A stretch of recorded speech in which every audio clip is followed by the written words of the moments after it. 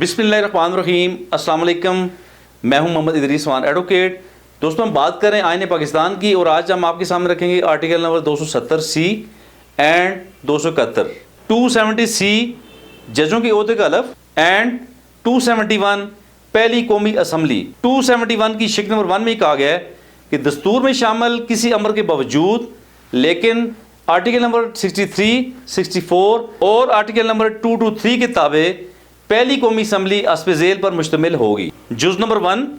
इन अशखास पर जो योम आगाज़ से ऐन कबल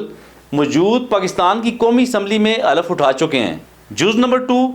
इन अशखास पर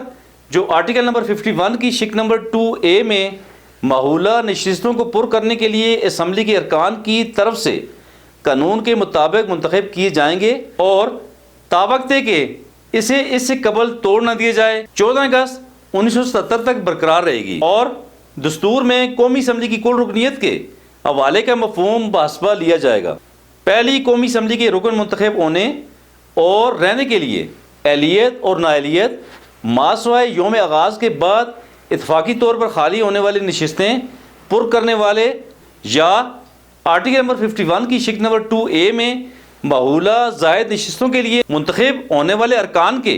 वही होंगे जो कि इस्लामी जमहूरिया पाकिस्तान के अबूरी दस्तूर के तहत मुकर्रर की गई थी, मगर शर्त यह है कि मुलाज़मत पाकिस्तान में किसी नफ़ा बख्श ओहदा पर फायज कोई शख्स योम आगाज़ से 3 माह के ख़त्म होने के बाद पहली कौमी असम्बली का रुकन बरकरार नहीं रहेगा। शिक नंबर 2 अगर शिक नंबर 1 के पैरा नंबर A में माहूला कोई शख्स योम आगाज़ से ऐन कबल किसी सूबाई असम्बली का भी रुकन हो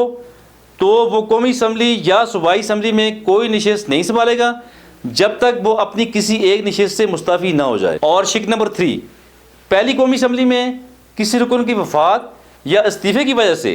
या इसके नाअहल हो जाने के नतीजा में या किसी इंतखाबी उज़्रदारी के हतमी फैसले की बिना पर रुकन न रहने की वजह से इत्तफ़ाक़ी तौर पर खाली होने वाली किसी नशिस्त को जिसमें योम आगाज़ से कबल मौजूद पाकिस्तान की कौमी असम्बली की कोई ऐसी खाली नशिस्त भी शामिल है जो इस दिन से कबल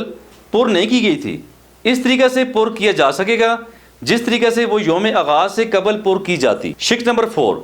शिक नंबर 1 के पैरा A में माहूला कोई शख्स कौमी असम्बली में ना बैठेगा और ना ही वो वोट देगा जब तक कि इसने आर्टिकल नंबर 65 के तहत मुकर्रर हलफ ना उठा लिया हो और अगर ज़ाहिर करदा मकबूल वजू की बिना पर कौमी असम्बली के स्पीकर की जानब से दी गई इजाज़त के बगैर वो असम्बली के पहले इजलास के दिन से 21 दिन के अंदर हलफ उठाने से कासिर रहे तो इस मुद्दत के अख्तिताम पर इसकी नशिस्त खाली हो जाएगी।